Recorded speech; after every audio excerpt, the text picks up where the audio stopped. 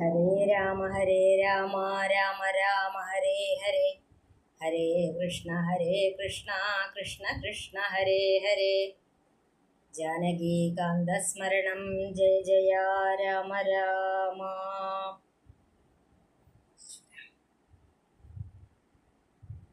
കഴിഞ്ഞ ദിവസം നമ്മൾ പറഞ്ഞു നിർത്തിയത് വിശ്വാമിത്ര മഹർഷി കുട്ടികളെയും കൊണ്ട് മിഥിലയിലേക്ക് പോകാൻ ഒരുങ്ങുന്നതാണ്.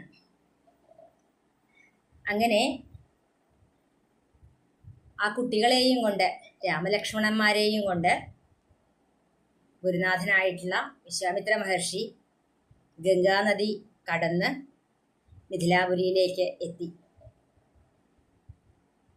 അവിടെ ശൈവജാപമുണ്ട്. ആ ശൈവജാപത്തിനെയും കണ്ടിട്ട് ആ ശൈവജാപത്തിന് നടത്തുന്ന യാഗത്തിൽ പങ്കുകൊണ്ട് അയോധ്യാപുരിയിൽ ചെന്ന് അച്ഛനമ്മമാരെ കാണാം എന്ന് പറഞ്ഞുകൊണ്ടാണ് മഹർഷി അങ്ങോട്ട് കൊണ്ടുപോയിട്ടുള്ളത്. അവിടെ വിശ്വാമിത്ര മഹർഷി ആശ്രമപ്രദേശത്ത് എത്തിയിട്ടുണ്ട് എന്ന് അറിഞ്ഞതോട് കൂടിയിട്ട് ജനക മഹാരാജാവിന് അത്യന്തം സന്തോഷമായി. അദ്ദേഹം തൻ്റെ കുലഗുരുവായിട്ടുള്ള ശതാനന്ദനോടുകൂടി അവിടെ ചെന്ന് മഹർഷിയെ വേണ്ട വിധം പൂജിച്ച് അടുത്ത് നിൽക്കുന്നതായിട്ടുള്ള ആ സുന്ദരന്മാരായിട്ടുള്ള ആ കുമാരന്മാരെ കണ്ട് അത്ഭുതത്തോടു കൂടിയിട്ട് ചോദിച്ചു, ആരാ ഇത്? ഇത്രയും ഭംഗിയുള്ള കുമാരന്മാരെ ഞാനിതുവരെ കണ്ടിട്ടില്ല. ആരാ മഹർഷേ ഈ കുട്ടികള്? ഇവര് നരനാരായണന്മാരാണോ എന്ന് വരെ എനിക്ക് തോന്നിപ്പോവുകയാണ്. ഇത് കേട്ടിട്ട് മഹർഷി പറഞ്ഞു, രാജാവേ, ഈ കുട്ടികള് വീരനായിട്ടുള്ള ദശരഥന്റെ പുത്രന്മാരിൽ മൂത്ത പുത്രനായിട്ടുള്ള ശ്രീരാമചന്ദ്രനാണ്. ഇത് രാമൻ. ഇത് മൂന്നാമനായിട്ടുള്ള ലക്ഷ്മണകുമാരനാണ്. ഇവര് എൻ്റെ കൂടെ യാഗം രക്ഷിക്കാനായിട്ട് ഞാൻ അയോധ്യയിൽ പോയിട്ട് മഹാരാജാവിൻ്റെ അനുമതിയോട് കൂടിയിട്ട് കൊണ്ടുവരികയാണ് ചെയ്തത്. കാടിനുള്ളിൽ വന്നിട്ട് ഇവർ താടക എന്ന് പേരായിട്ടുള്ള ആ വലിയൊരു രാക്ഷസിയെ ഒറ്റ ബാണം കൊണ്ട് എയ്തു വീഴ്ത്തി. സിദ്ധാശ്രമത്തിലെത്തിയിട്ട് വേണ്ട യാഗരക്ഷ ചെയ്തു. തൻ്റെ തൃപാദകമലങ്ങളെ കൊണ്ട് ആ പാദരജസ് അഹല്യയുടെ ശാപം തീർത്തു, പവിത്രമാക്കി അവളെ. ഇനിയിപ്പോൾ ഈ ശൈവജാപം ഒന്ന് കാണാൻ ഏറെ ആഗ്രഹമുണ്ട് അവർക്ക്, ഒന്ന് സാധിപ്പിച്ചു കൊടുക്കണം. ഇത് കേട്ടിട്ട് ജനക മഹാരാജാവിന് വളരെയധികം സന്തോഷമായി. ഈ കുട്ടികളെ കണ്ട് സന്തോഷത്തോട് കൂടിയിട്ട് ആ വേണ്ട മന്ത്രിമാരോടും സേവകന്മാരോടും ഒക്കെ പറഞ്ഞു, എത്രയും പെട്ടെന്ന് ആ വില്ല് ഇങ്ങോട്ട് കൊണ്ടുവന്ന് കാണിച്ചു കൊടുക്കണം. ഇത് പറഞ്ഞ് മന്ത്രിയും മറ്റുള്ളവരും പോയ നേരത്ത് വിശ്വാമിത്ര മഹർഷിയുടെ ഈ ജനക മഹാരാജാവ് ഒരു ആഗ്രഹം പ്രകടിപ്പിച്ചു. ഈ ശ്രീരാമചന്ദ്രൻ ഈ വില്ല് കൊലച്ച് മുറിക്കുകയാണെങ്കിൽ എൻ്റെ മകൾക്ക് ഏറ്റവും യോഗ്യനായിട്ടുള്ള വരനായി തീരൂട്ടോ. എൻ്റെ ഒരു ആഗ്രഹമാണ്. മഹർഷി പറഞ്ഞു, എന്തായാലും അതെല്ലാം ഭഗവാൻ തീരുമാനിക്കട്ടെ എന്ന് പറഞ്ഞു. അപ്പോഴേക്കും ശൈവജാപം വന്നു. അത് ശ്രീപരമേശ്വരൻ്റെ പള്ളിവില്ലാണ്. രാമൻ ആ വില്ലിനെ നമസ്കരിച്ചു. മഹർഷിയോട് ചോദിച്ചു, ഈ വില്ല് എടുക്കാൻ പാടുമോ, കൊലയ്ക്കാൻ പാടുമോ എന്നൊക്കെ ചോദിച്ചു. എല്ലാം ആവാം, പറ്റണ പോലെയൊക്കെ ചെയ്തോളൂ എന്നുള്ള അനുമതി കേട്ടതോട് കൂടിയിട്ട് ശൈവജാപത്തിനെ എടുത്തുയർത്തി നിഷ്പ്രയാസം അത് കുലച്ച് വലിച്ചു മുറിച്ചിട്ടപ്പോൾ ആ ശബ്ദം 14 ലോകങ്ങളിലും മാറ്റൊലി കൊണ്ടു. എല്ലാവരും സ്തബ്ധരായി നിന്നു ഈ ഒരു ശബ്ദം കേട്ടിട്ട്. ദേവലോകത്തുള്ളവര് പുഷ്പവൃഷ്ടി ചെയ്തു. അപ്സരസ്സുകളൊക്കെ ആ ഭഗവാന്റെ, വിശ്വനാഥനായിട്ടുള്ള ഭഗവാന്റെ വിവാഹത്തിൻ്റെ ആരംഭഘോഷം കേട്ട് സന്തോഷിച്ചു നിന്നു. ജനക മഹാരാജാവിന് സന്തോഷമായി. രാമനെ വളരെയധികം സ്നേഹത്തോടുകൂടി ആലിംഗനം ചെയ്തു. ഈ വില്ലുമുറങ്ങിയ ശബ്ദം കേട്ടിട്ട് രാജാക്കന്മാര് പേടിച്ചു. എന്നാൽ സീതാദേവി ഇത് കേട്ട് വളരെയധികം സന്തോഷിച്ചു. അത് കണ്ടിട്ട് വിശ്വാമിത്ര മഹർഷിക്കും വളരെ സന്തോഷമായി, ഒരു കൗതുകം തോന്നി. സീതയെ അമ്മയും മറ്റുള്ളവരും എല്ലാവരും കൂടി അണിയിച്ചൊരുക്കി രാമൻ്റെ അടുത്തേക്ക് കൊണ്ടുവന്നു. സീതാദേവി ആദ്യം തന്നെ തൻ്റെ കണ്ണുകളെ കൊണ്ടുള്ള ആ കടാക്ഷം കൊണ്ടുള്ള കരിങ്കൂവളമാല ഭഗവാന് ചാർത്തി എന്നാണ് പറയുന്നത്. പിന്നീടാണത്രേ വരണമാല്യം അണിയിച്ചത്. എല്ലാവരും സന്തോഷം ആയി ആഹ്ലാദത്തോടുകൂടി ഇരിക്കുമ്പോൾ ജനക മഹാരാജാവ് വിശ്വാമിത്ര മഹർഷിയോടായിട്ട് പറയണം, ഈ വിവാഹത്തിൻ്റെ കാര്യം എത്രയും പെട്ടെന്ന് ദശരഥ മഹാരാജാവിനെ അറിയിക്കേണ്ടതുണ്ട്. വേഗം ഒരു എഴുതി സന്ദേശം എഴുതി സേവകന്മാരുടെ കയ്യിൽ കൊടുത്തുവിട്ടു. ഇത് കണ്ട് ദശരഥ മഹാരാജാവിന് സന്തോഷമായി. അദ്ദേഹം പത്നിമാരോടും ഗുരുവായിട്ടുള്ള വസിഷ്ഠ മഹർഷിയോടും ഭരതശത്രുഘ്നന്മാരോടും മറ്റെല്ലാവരോടും കൂടിയിട്ട് മിഥിലയിലേക്ക് വന്നു. അവരെ എല്ലാവരെയും ജനക മഹാരാജാവ് എതിരേറ്റു, സന്തോഷം അറിയിച്ചു. അച്ഛനമ്മമാരെ രാമലക്ഷ്മണന്മാർ പോയി നമസ്കരിച്ചു, ഗുരുനാഥനെ നമസ്കരിച്ചു. അങ്ങനെ സന്തോഷമായിട്ടിരിക്കുകയാണ്. ആ നേരത്തെ ജനക മഹാരാജാവ് പറയുകയാണ് ദശരഥനോട്, എനിക്ക് 4 പെൺകുട്ടികളാണ് ഉള്ളത്, അങ്ങേക്ക് 4 ആൺകുട്ടികളും ഉണ്ടല്ലോ, അതുകൊണ്ട് ഇവരെ, എൻ്റെ മക്കളെ, പെൺമക്കളെ അങ്ങയുടെ കുമാരന്മാരെ കൊണ്ട് വിവാഹം കഴിപ്പിക്കാൻ എനിക്ക് ആഗ്രഹമുണ്ട്. വസിഷ്ഠ മഹർഷിയും വിശ്വാമിത്രനും ശതാനന്ദനും എല്ലാവരും കൂടി ആലോചിച്ച് അതിന് വേണ്ടൊരു മുഹൂർത്തം നിശ്ചയിച്ചു. അവിടെ ശ്രീരാമൻ സീതയെയും ലക്ഷ്മണൻ ഊർമിളയെയും ശ്രുതകീർത്തിയെയും മാണ്ഡവിയെയും ഭരതശത്രുഘ്നന്മാരും വിവാഹം കഴിച്ചു.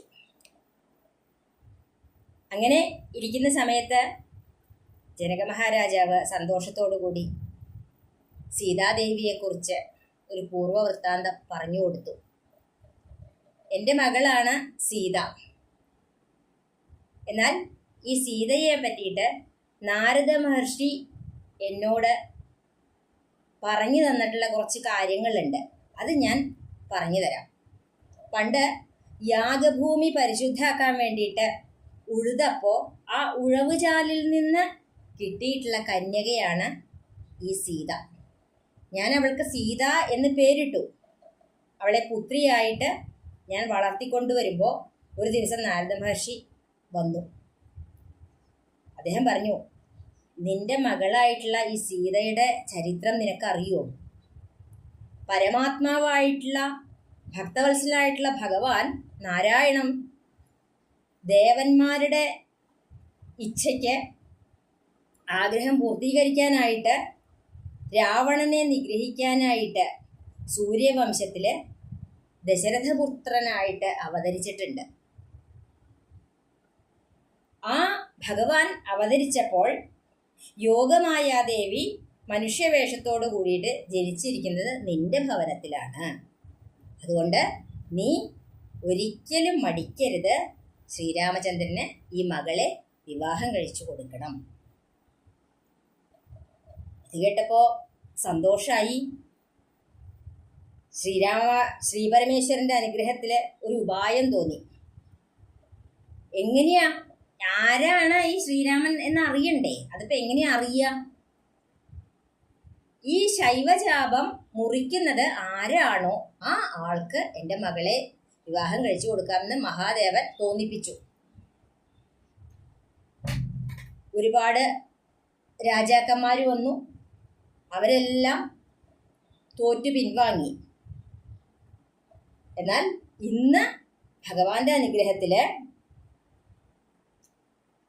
ഈ മംഗളകർമ്മം ഇവിടെ നടന്നു. ഞാൻ അത്യന്തം സന്തോഷത്തിലാണ്. ശ്രീരാമചന്ദ്ര ഭഗവാനെ, അവിടുന്ന് ആരാണ് എന്നുള്ളത് എനിക്ക് മനസ്സിലായി. എനിക്ക് അങ്ങയുടെ പാദങ്ങളില് ഭക്തി ഉണ്ടാക്കി തരണേ. ആ ഭക്തിയിലൂടെ എനിക്ക് മോക്ഷവും നൽകണേ. അങ്ങയുടെ പാദങ്ങളിലൂടെ ഒഴുകി വരുന്നതായിട്ടുള്ള ആ നീര്, ജലം, ബ്രഹ്മാദി ദേവന്മാര് പോലും അതിനെ ശിരസിലണിയുന്നു. ഭഗവാനായിട്ടുള്ള ശ്രീപരമേശ്വരൻ അദ്ദേഹം ഇത് ശിരസിലേന്തിയിട്ട് ലോകസംഹാരത്തിനായിട്ട് നിലകൊള്ളുന്നു. ഈ പാദതീർത്ഥമല്ലേ ഭഗവാനെ മഹാബലിക്ക് ഇന്ദ്രപദവി കൊടുത്തത്? മാത്രല്ല അങ്ങയുടെ പാദത്തിലെ ഈ ഒരു രജസ്സല്ലേ അഹല്യയെ ശുദ്ധയാക്കിയത്? യോഗീന്ദ്രന്മാരായിട്ടുള്ള മഹർഷിമാര് ഈ ലൗകിക ബന്ധങ്ങളെല്ലാം ഒഴിഞ്ഞ് മുക്തരായിത്തീരുന്നത് ഈ പാദകമലങ്ങളെ ആശ്രയിക്കുന്നത് കൊണ്ടല്ലേ? അങ്ങനെയുള്ള അങ്ങയുടെ പാദകമലങ്ങളിൽ എനിക്ക് ഉറച്ച ഭക്തി ഉണ്ടാക്കി തരണേ. ഇതും പറഞ്ഞ് ശ്രീരാമചന്ദ്രനെ നമസ്കരിച്ചു. അദ്ദേഹത്തിൻ്റെ കൂടെ സീതയെ വേണ്ട എല്ലാ ഉപചാരങ്ങളോടും കൂടിയിട്ട് പറഞ്ഞയച്ചു. ആ പിരിയുന്ന വേളയിൽ ജനകൻ മഹാരാജാവ് മകൾക്ക് പതിവ്രതാധർമ്മങ്ങളെയെല്ലാം ഉപദേശിച്ചു കൊടുത്തിട്ടുണ്ട്. തിരിച്ച് അയോധ്യയിലേക്ക് പോരുകയാണ്. വളരെ ആഘോഷത്തോടു കൂടിയിട്ടാണ്, സന്തോഷത്തോടു കൂടിയിട്ടാണ് പോരുന്നത്. ദശരഥ മഹാരാജാവിന് അതിനിടയിലും എന്തൊക്കെയോ ദുർനിമിത്തങ്ങൾ കാണാനുണ്ട്. അപ്പോഴാണ് വസിഷ്ഠ മഹർഷിയോട് മഹാരാജാവ് എന്താ ഇങ്ങനെ അപശകനങ്ങൾ കാണണേ എന്ന് ചോദിച്ചപ്പോൾ പറഞ്ഞു, സാരില്ല, പേടിക്കാനൊന്നുമില്ല. ചില ഭയങ്ങളൊക്കെ വന്നു എന്ന് വരും, അതൊന്നും സാരില്ല, അതൊക്കെ നീങ്ങിപ്പോക്കോളും. ഇതൊക്കെ പറഞ്ഞിരിക്കണേൻ്റെ ഇടയിൽ അവിടെ ആ വഴിക്ക് നടുക്കായിട്ട്, വഴി മധ്യത്തിലായിട്ട് പരശുരാമൻ നിൽക്കുന്നത് കണ്ടു. അദ്ദേഹം വളരെയധികം ക്രോധഭാവത്തിലാണ് നിൽക്കുന്നത്. മഹാദേവന്റെ ശിഷ്യനാണ് പരശുരാമൻ. ദശരഥ മഹാരാജാവ് ചെന്നു, അദ്ദേഹത്തെ നമസ്കരിച്ചു. ബുദ്ധിമുട്ടൊന്നും ഉണ്ടാക്കരുതേ എന്ന് പറഞ്ഞ് അദ്ദേഹത്തിനോട് കെഞ്ചി പറഞ്ഞു. എന്നാൽ ദശരഥ മഹാരാജാവിനോട് പരശുരാമന് ഒന്നും പറയാനില്ല. അദ്ദേഹം പറഞ്ഞത് മുഴുവനും ശ്രീരാമചന്ദ്രനോടാണ്. ഈ 3 ലോകങ്ങളിലും ഞാനല്ലാണ്ട് വേറൊരു രാമനുണ്ടോ? വെറും മനുഷ്യനായിട്ടുള്ള അങ്ങ് ക്ഷത്രിയനാണെങ്കിൽ അവിടെ നിൽക്ക്, എന്നോട് യുദ്ധം ചെയ്യുക.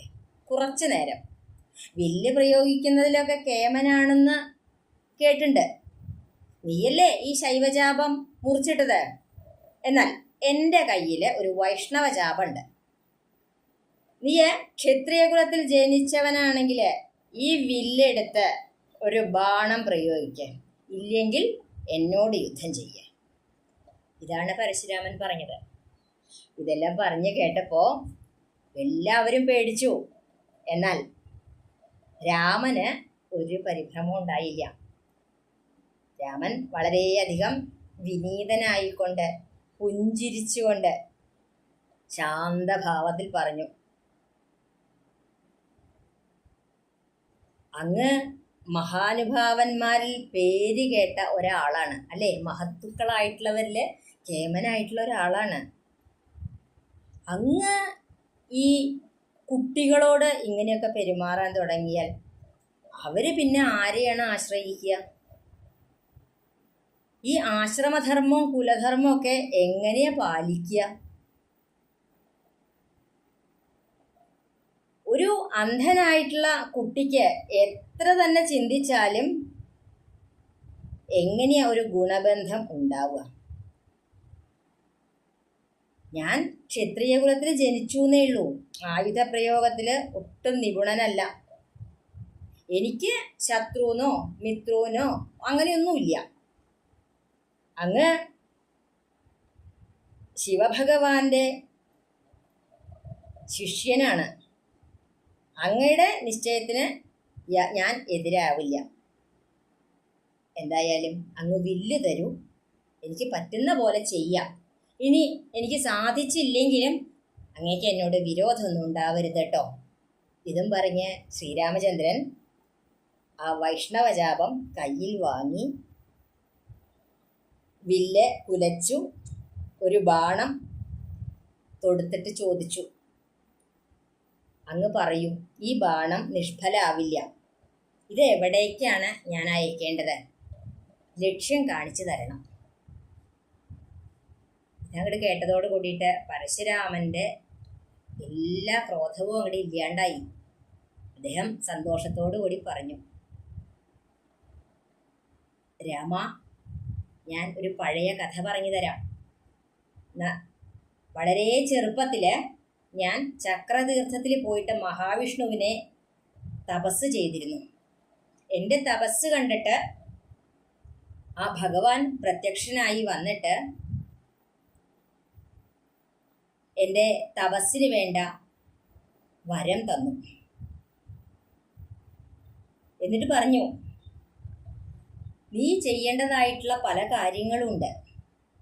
കാർത്തവീര്യനെ വധിക്കണം, അതുപോലെ നീ 21 വട്ടം ക്ഷത്രിയ വംശത്തിനെ നശിപ്പിക്കണം, എന്നിട്ട് ആ ക്ഷത്രിയ വംശത്തിനെ കശ്യപന് ദാനം ചെയ്യണം, എന്നിട്ട് തപസ് ചെയ്തോളൂ. ത്രേതായുഗത്തിൽ ഞാൻ തന്നെ ദശരഥപുത്രനായിട്ട് വരും, അന്ന് നമുക്ക് തമ്മിൽ കാണാം. അപ്പോൾ ഈ വൈഷ്ണവ തേജസ് ആ ദശരഥപുത്രന് കൊടുക്കണം. അതിനുശേഷം ബ്രഹ്മപ്രളയം ഉണ്ടാവുന്നത് വരെ വീണ്ടും പോയി തപസ് ചെയ്തോളൂ. ഇതും പറഞ്ഞാണ് അന്ന് ഭഗവാൻ പോയത്. ആ ഭഗവാന്റെ ആജ്ഞ അനുസരിക്കാൻ വേണ്ടി മാത്രമാണ് ഞാനിപ്പോൾ ഇവിടെ വന്നത്. സാക്ഷാൽ മഹാവിഷ്ണു തന്നെയാണ് നീയെ. ഇന്ന് എൻ്റെ ജന്മം സഫലായി. ബ്രഹ്മാദി ദേവന്മാർക്ക് പോലും കാണാൻ പ്രയാസമായിട്ടുള്ളൊരു രൂപമാണ് നിന്റെ. ഈ രൂപം എപ്പോഴും എൻ്റെ മനസ്സിലുണ്ടാവണം.